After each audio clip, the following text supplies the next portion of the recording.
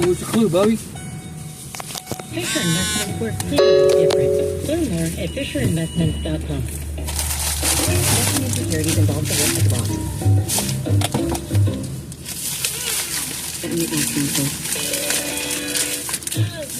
Opinions expressed on AgriTalk do not necessarily reflect the views of Farm Journal Broadcasting, affiliate stations, or sponsors.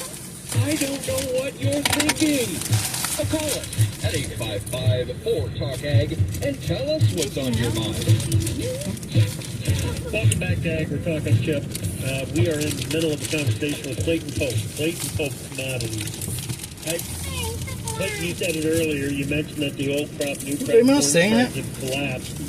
I told Davis earlier that I was scratching my head before he was off for a couple of days. I'm still scratching my head over why.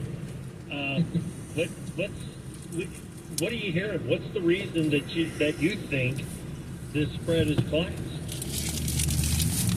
Well, I think a couple reasons. First of all, an awful lot of people that were all bulled up over it and old crop flat prices too. We're looking at the export sales. The pace analysis on that was definitely pretty strong and was running ahead of pace by a fair amount. Looking at the export inspections, which is what ultimately has to tie out with the few to the USDA number, they weren't nearly as far ahead of the pace as the sales were. So I think, for one thing, I think people got a little ahead of their skis there, thinking that those sales were concrete. I mean, obviously a lot of those can be rolled to new crop. But I think besides that, from what we've gathered, there's an awful lot of commercial ownership already, and I don't think the commercials were really under the gun to originate that much, as much cash corn in the country to meet those export obligations as a lot of people thought. So as such, I think maybe a lot of people were all dressed up and ready to go already, like long that spread. It just wasn't happening. Once it started to weaken, I think it just kind of snowballed a little bit as people bailed out of those trades. Yep, and in the last segment we talked about the influence of the funds on some of these trades, and you can't overlook their participation in the spread. They trade the spread heavily as flat positions. And it's also natural when James does. Directly and indirectly, I mean, just by virtue of what money they use to do some of their flat price trades in is obviously going to impact. Is that natural, Jesse James? Yeah. I'm looking up Okay. That's a tough one. I think there's a lot, though. I mean, I think an awful lot of farmers, this town? for one reason or another, were optimistic that would either get a trade deal or that, there's a guy. Go back a couple months ago, Brazil's crop looked like it was imperiled a little bit. All by But the holy cow, has that turned around? I mean, museum. There's a Jesse James house. That's the natural. That I won't drive from town. Really. So I think that kept an awful lot of people from selling. And just the whole Old Springs Eternal thing. Nobody wants to sell stuff when it's so close to break even or below. So yeah, I think there's a fair amount to go. And another reason that old crop, new crop has been hard to sustain is because on every rally you get another flood of cash movement. You seen anything in the basis trade that would suggest it's out of position? The reason that I bring that up is because you go back a month ago when everybody was getting all built up on the old crop corn, that the basis out east was ripping. And then the basis kind of fell apart on us. I'm starting to think that the east was out of corn, but maybe not. No, I think it was there. Mine had women in it. Just kind of sealed shut. People were just determined to wait for better prices, and that hasn't happened. No, we're not really seeing anything too extraordinary basis. I mean, it's perked up in a lot of places for a while, but everything is kind of eroded now. But in the long haul, I think, you'll continue to see a general improvement in basis. Women, great orange and strawberry. Women, great orange and strawberry. Right now, about 580 points lower. Is Too that late. having a day-to-day impact on what's going on in these grains? Hey, I don't think okay. so. That's something I follow closely, probably too closely, because it seems like it's really hard to draw a correlation between dollar index fluctuations. For one thing, the dollar index contract itself it's probably the wrong thing to look at as far as the impact of grain trade. I mean, it's basically the euro and to a lesser extent the yen. Well, what really matters is probably the Chinese yuan and the Brazilian real. So, you know, if you're really going to try to find a correlation, I think you have to look at those currencies closer. But the dollar in the big picture, though, I mean, we're seeing all currencies decline in value. That's the ironic thing here. It's kind of a hard thing to explain. I mean, you look at just the dollar index, and maybe it's up, maybe it's down, but it kind of misses the fact that all currencies in general are declining. That's why you see gold become so dear and skyrocketing in virtually every currency. Because all these currencies are losing purchasing value. The relationship between one and the other, of course, that's always going to go on. It's going to be up and down all the time. But I think it's easy to look at, you know, one metric like the dollar index and think, you know, the dollar is doing fine. You know, it's not weakening. Well, guess what? Yeah, it is. Yeah, and it's harder to value that because, well, you know, if you look stuff from copper, Bitcoin or some kind of commodity basket or something like that, there's all kinds of ways of designing the dollar value. Right now, It's being crazy. I'm still not sure I It's being crazy. understand why it is and how it works.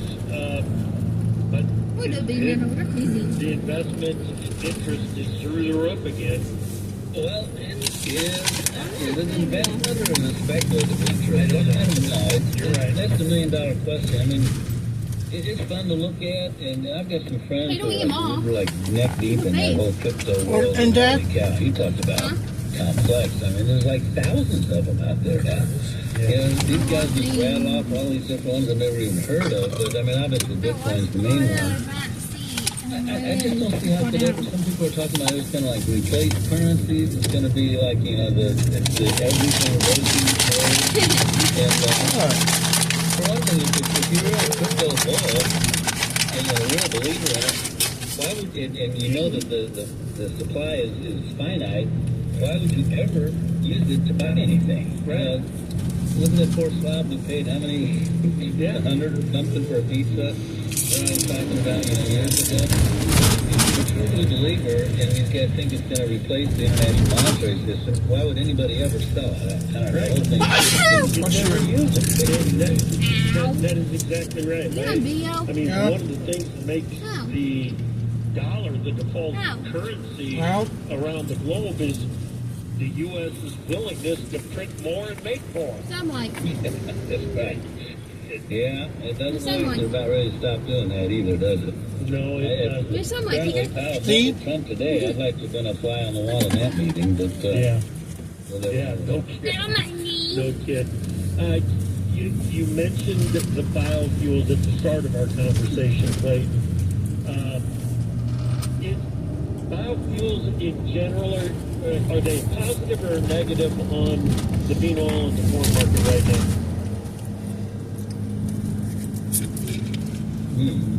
I'd say that as far as corn goes, the ethanol seems so stagnant, and the future seems pretty stagnant. I don't think it's a factor there. As far as the bean complex, so that bean oil very definitely has been a huge impact there, I think. To the extent that it seemed like all the, you know, for years, I mean, I've been in this business for a long time, and you can almost ignore all the bean oil activity, and it's really what meal did that mattered. And it seems like that's completely reversed now. And, you know, all of a sudden bean oil is what matters, and meal's just kind of the ugly stepchild. And its action doesn't matter. It's really ironic. Today, it seemed like it finally flipped.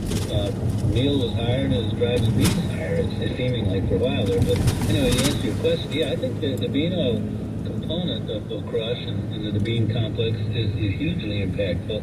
And what happens on that is going to make a big impact on the market. It's just that we don't know for a while. I guess they're saying that something's going to be announced by June 10th, but then that's going to have to be ratified and all that, you know, and congressionally approved.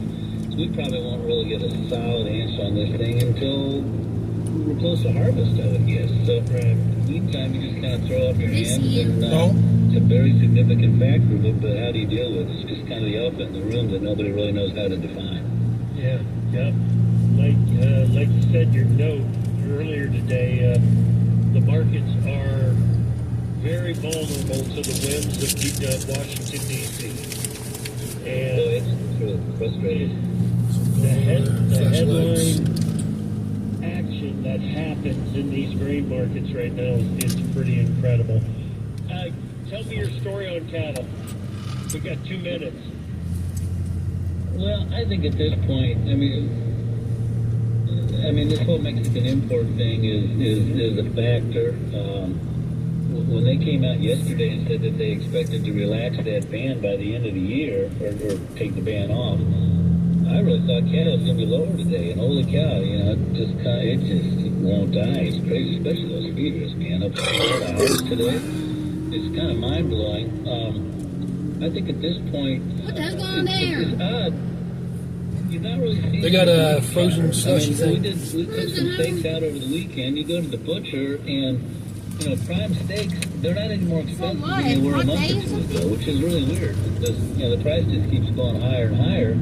I don't know if the packers are kind of eating that a little bit or what, but you would think that if there's anything at all Open that to door. the theory of elasticity of 24 hours, come on the demand, bag. you've got to be killing. I mean, I know there's a lot of people who can afford it no matter what it is, but there's a lot of people who that's not the case. Yeah. So, I think a lot of times, actually, if you go to like some of these Chinese restaurants, the beef that they put in there is not the same beef they put in there a year ago. So I think, they are lowering the quality for an awful lot of restaurants, I think. And consumers are too, I think. So I think this will play itself out. We're kind of tempted to think at this point in the cattle market, it's more of a money game, more and more divorced from the actual fundamentals. The trap shorts versus the fun longs. How much blood do they want to go for? That's right. Clayton, I always enjoy these conversations, man. Thank you so much. All right, you too. Take care. I get my hair.